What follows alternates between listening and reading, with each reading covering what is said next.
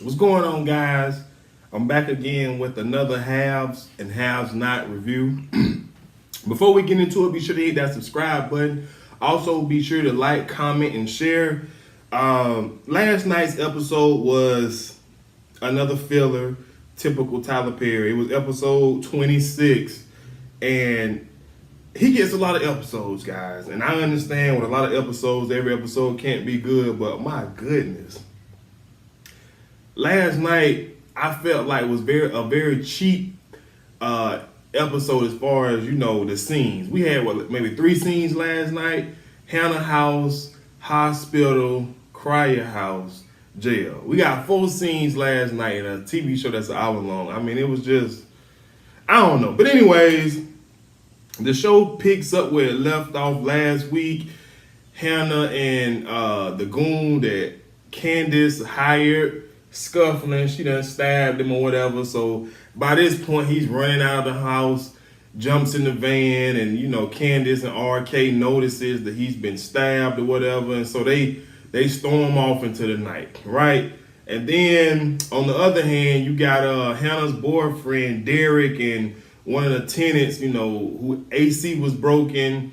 He hears Hannah screaming, and he was like, "Yo, you hear that? You hear that?" And he was like, "That's Hannah, that's Hannah." He, he know his woman voice, you know what I mean? So he goes to check on her. She runs out of the house, and she's she's covered in blood, and she lets him know, it's someone inside, it's someone inside. So Derek tells her to stay with whoever the tenant was, and he went in and checked things out. It was clear no one was in there. He comes back out. He let Hannah know that no one's in there. He's gone. Then he just tried to hug on Hannah, show her some love, I guess. Try to sympathize with her, and comfort her. And she just like call the police. And he just acting all slow, like he didn't want to call the police. And I mean, I don't know. Maybe when she ran out the house the first time, she should have been saying call the police. At least while he went in, the other guy, the tenant, could have been calling the police instead. She waits until he comes out of the house and say call the police. I mean, maybe it's just me, but if I'm getting robbed and I'm, as afraid as Hannah is, I'm storming out of my home, I'm yelling, call the police, call the popo, call the popo. I ain't gonna wait until somebody go up in there and check out the scene, and then when they come back, say call the popo. But that's just me. Moving on, we get a scene at the hospital. Jeffrey goes and pay a visit to the charge nurse at the desk and ask about, is anything that he can do? His dad's in pain. Can they give me some meds? And the charge nurse basically let him know, like, look, we just gave him some not too long ago, so, he'll have to wait. And obviously, Tyler Perry is writing in another love story for Jeffrey. The nurse is obviously attracted to Jeffrey, wants Jeffrey, you know what I'm saying? And we already know where this storyline going. Justin gonna be mad, jealous, all of the above. And I'm just like, come on, Tyler Perry. Like, if you gonna write in a storyline for someone else, man, like, can we kill it with the Jeffrey and Justin love story? Now we gonna turn in, well, it was already a love triangle, so to say, even though Wyatt don't want Jeffrey. Like, I'm just not here for it. But anyways, as them two introducing themselves, Jeffrey noticed someone or something went into his dad's room, and you know what I'm saying, he asked the charge nurse, like, hey, did you see anyone go in there? The charge nurse was like, no. Excuse me. The charge nurse was like, no, I didn't. And so Jeffrey was like, okay, whatever. So Jeffrey goes in the room, and voila, guess who it is? Veronica in her little black dress. I shouldn't say little black dress. Her funeral attire. That's exactly what she was in. So Jeffrey goes in. He sees Veronica, and he had the nerve to talk to Veronica like he was some big boss. He told Veronica she got to get her ASS up out of there.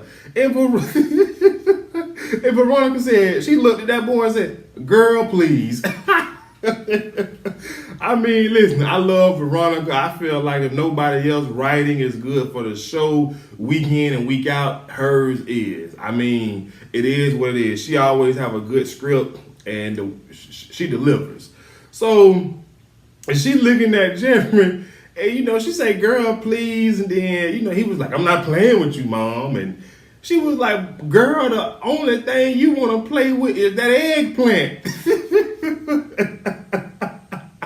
So Jeffrey put his hands on Veronica, trying to just, I guess, like, get her to leave or whatever. Veronica said, stop manhandling me. You know what? I was wrong. Stop girl handling me. You ain't no three. I was just cracking up, man. She be killing, not Veronica. Veronica be killing Jeffrey with these girl jokes. So Jeffrey threatened Veronica again. He was like, if you go near my daddy. She was like, what you gonna do? Stab me again? You stab me again, bro, you gonna end up in this hospital with your daddy in the bed right beside him. So, anyway, so then Veronica, she goes to, tapping David, hitting him, like, wake up. I'm just like, Lord, Veronica. And like, look, this scene would have made my day if she would have got something, her hand or something, and just smack his back. Cause it's all burnt up. Instead of her just knocking him, man, just go ahead and stat and hit the burn mark. So, as she doing that, she talking to David. She said, you and Jeffrey has ruined my life. And then I guess Jeffrey couldn't take it no more. Jeffrey go grab the let me make sure I pronounce it right. I'm not a nurse. The defibrillator, the shock machine, and shot his mama. Veronica went down. And then what was so funny is the fact after he did it, Jeffrey is looking like he had a scared look on his face, like, I can't believe I just did what I just did. And I'm just like, nah, don't have that look now, partner. Boy, it's on. Boy, she coming for you. She coming for you. That's the only thing I can think. So moving on, we get a scene at the hotel that Candace is staying at. Benny is there waiting on Candace, and he gets a call from Mitch. Mitch is basically telling him, like, look, my family sent someone after you. I told them that it wasn't you. Proved to them that it wasn't you. You need to lay low, get a room, stay there. Don't get caught by yourself, right? That's pretty much all he was saying. And he asked, and Benny was like, oh, I think I see a guy that's Iron Man. So Mitch told him, ask his name Ken. So he did, and the guy said no. And so Mitch was just like, stay there, get a room, don't leave, be safe, because they gonna kill you. So then we going back to the hospital. Now Veronica is laid up in the hospital bed, and the doctor and Jeffrey's new boyfriend, the nurse, is checking on her, and they tell her, she wakes up, and they let her know that she was shocked by the defibrillator or whatever it's called, the shock machine. And the doc asks Veronica, how did this happen? Who did it? And she said, it was my son. Call the police. Veronica has no understanding when it comes to Jeffrey. She told that officer, that dog, call the police. He done shocked his mama. That girl is out of her mind. That's what Veronica was saying. And the doctor's in disbelief. Like, ma'am, are you sure? And obviously he don't know Veronica. If Veronica say something, she more than sure. Call the police, doc. Make it easy for yourself. So the nurse is in there, and the nurse is like, oh, my new boo done shot this. I'm just like, look, I ain't got time for this nurse. I'm sorry if I'm throwing shade. I don't mean to offend nobody, but I'm just not here for Tyler Perry writing another love story for Jeffrey, man. I'm just not. So, like I said, the doctor was in disbelief. He's having a hard time believing that it was her son who shocked her. But you know what, doc? Just go with it, because it was. Moving on. So Mitch goes to see his family about seeing if he can get the hit on Benny stopped. And obviously the family let him know, like, look, no, you know how this works. We make a call, they make a call, And therefore, we just like we don't know who they sending or you know what I'm saying, anything of that nature, right? So so they basically telling Mitch, like, bro, we working on something. We trying to get a man on the inside to take care of that punk who hurt your uncle Vinny, right?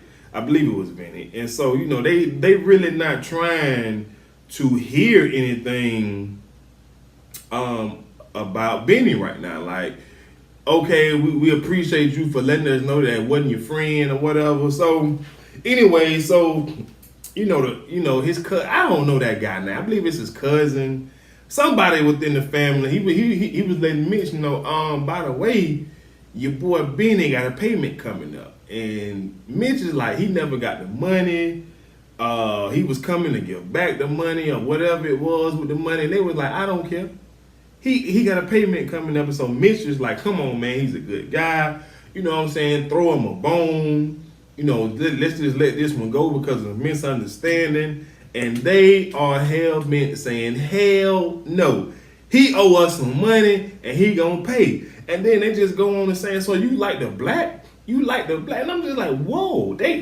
So now we throwing some racism up in here, Tyler. Come on, Tyler. Come on. I'm just like, well, if you're racist, you gave a black man the money. That's strike number one. If you don't fool with black people, don't do business with black people, but you gave him the money, although you gave him the money based on, Mitch's word, Mitch vouched for him, but he black. And if you don't fool with us, don't give us nothing. So I'm just like, Tyler, I'm ready for the season to end, y'all. I'm going to just be honest. So anyways, Mitch ends up getting upset because obviously he can't get nothing done. He can't get them to call off the hit, or he can't get them to be like, he don't have to pay us. And so, the cousin or the other guy, the family member, he was like, look, I tell you what, if he pay us our money and the interest, if he make this payment, all will be forgiven. That wasn't good enough for Mitch. And I'm just like, man, bro, your family is the mob. Like, you ain't getting nobody off, bro. So then he got upset. He was like, I'm going to go see what Grandma Rose has to say about this. And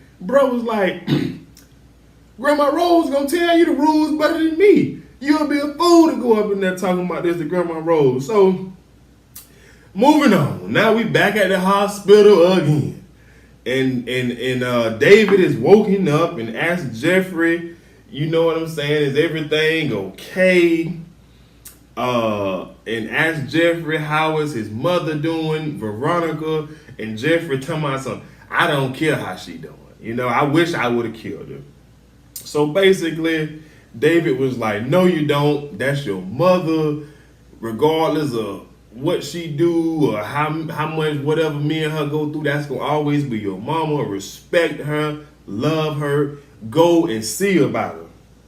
So obviously, Jeffrey is on this man trip saying, you know what I'm saying, I handled that problem, Dad. I ain't going to see that witch. She tried to kill you, she tried to kill me, she killed your girlfriend, XYZ, and then I'm just like, man, I'm not here for it, Jeffrey. You soft. You can't have your cake and eat it too. When your boyfriend Justin was trying to do something about your mama and he told you, confronted him, called him out. I just don't understand. If somebody doing bad to me and somebody else want to take them out, I'm all for it. That's just me. I ain't gonna get mad at you. Now, look, I get it. It's a TV show and it's his mama, but my thing is, she done tried to kill you, bro. She done tried to kill your daddy. We ain't family no more. We not. So you gonna get yours however you get yours. So anyways, the nurse ends up coming in to give David his pain meds. And for some reason he letting Jeffrey know, what I'm saying, your mom said it was you. And Jeffrey was like, yeah, I shocked that bitch. And I'm just like, boy, sit down somewhere. You soft. You scared of your mama. If she was able to right now to put her hands on you or scheme up something for somebody to put their hands on you, she would. And we know it's coming. And I can't wait for it because Jeffrey just irritates me, man. So the nurse was like, don't tell me that, Jeffrey. If you tell me that, I got to call the police like she asked. And Jeffrey told the nurse, like, man, don't do us no favors. My family F all the way up. Do your job, save your job, and call the police. So that was pretty much it. So then we back at Hannah's apartment, and Derek goes outside to make a phone call to Mrs. Cryer, Catherine Cryer, to let her know what happened with Hannah. And obviously she's, is she okay? She's very alert. She's very attentive when it comes to her girl Hannah. She loves her some Hannah. And as she hangs up the phone, Jim asks who was down the phone, and I'm just like, why are y'all two in the same bed, Tyler? Like, they hate each other. They live in, and just like she said, like, what you doing in here, bro? We live in a mansion. It's 6 other bedrooms in here. Take your behind in one of them other bedrooms. Like what? Like Jim, what are you trying to accomplish by sleeping in the bed with a wife that hates you? I just don't get it. That was the stupidest move. He was like, I'm just here trying to get my sleep, just like you. And bro, it's 6 other bedrooms in the house. If you don't get your behind up and go and get another bed, I know something. So then he get a call. And guess who calling him? It's Jeffrey asking for a favor. And I'm thinking Jeffrey about to call, ask, like for a lawyer or a get out of jail free card. We know Jimmy got that. But Jeffrey called him like, man, my dad needs some protection. And Jim, I told you that before I even left. You know your mama crazy. You knew she was coming as soon as she got word that he wasn't dead. And so Jeffrey, he said the FBI should handle that. And Jeffrey said, nah, the FBI told me I can't do it. So long story short, Jim, he asked how's David doing or whatever. And then he told Jeffrey, okay, I'll handle it. You stay with him until someone shows up. So Jim makes a call, right? And obviously, as he hangs up, Catherine asks Jim, who was that, bro? Was that one of your females that you be laying up with? Is that your candy cane calling you or whatever? But I'm over them two, whatever. But then moving on, so we get a scene where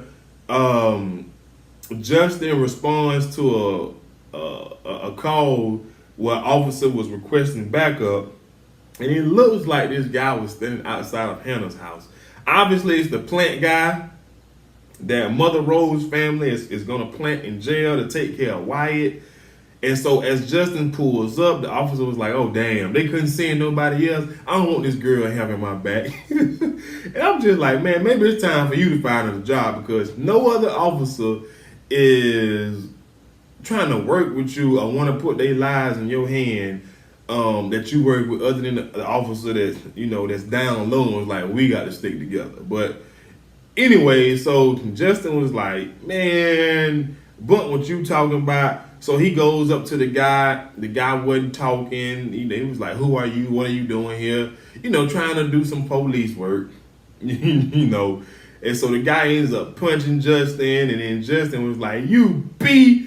And Justin punches him back, and so, blase, he ended up handcuffing him, and then the other officer was just like, you got it? And Justin was like, yeah, no thanks to you. Like, thanks for the help, dude. And I'm just like, it's time to find another job, my guy. It is. So moving on, we get a scene where Candace and RK pulls over the van. They check and see if, I forget the guy's name, but the goon she hired to rough up her mother, check and see if he was still alive, right? So, obviously he dead, I guess.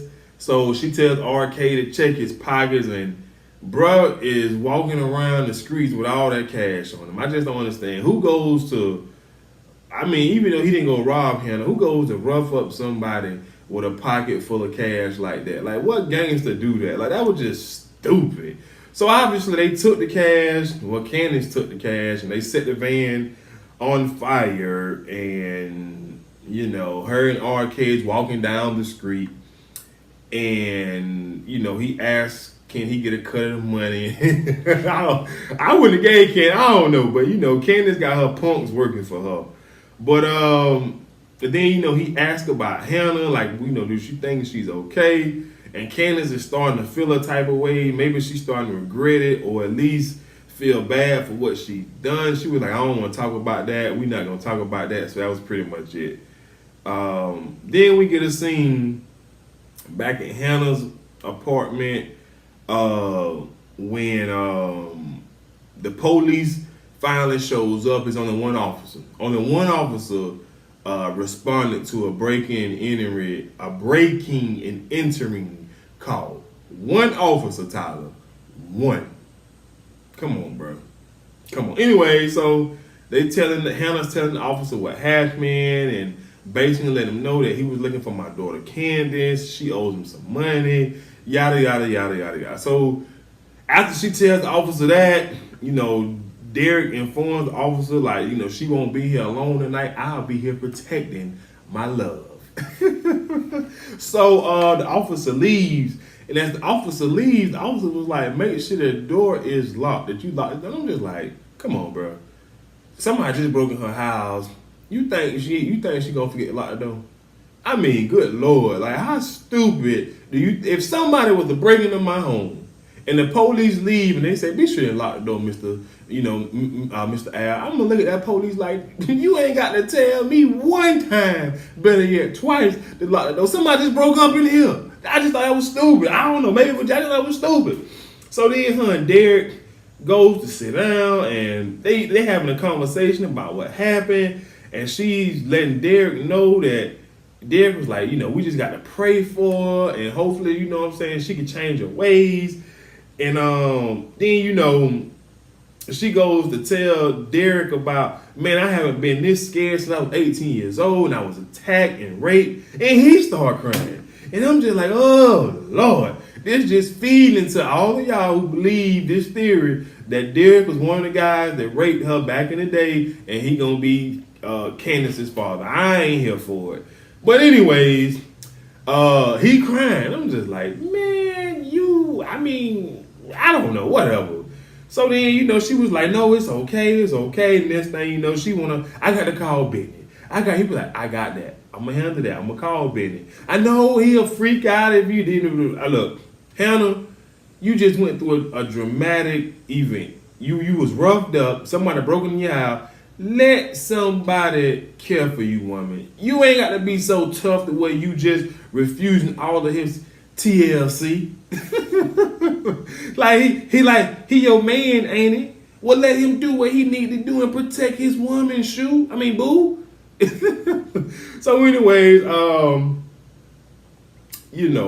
she was like, that girl gonna end up getting me and my son killed. And Derek is like, not while Big Daddy is here.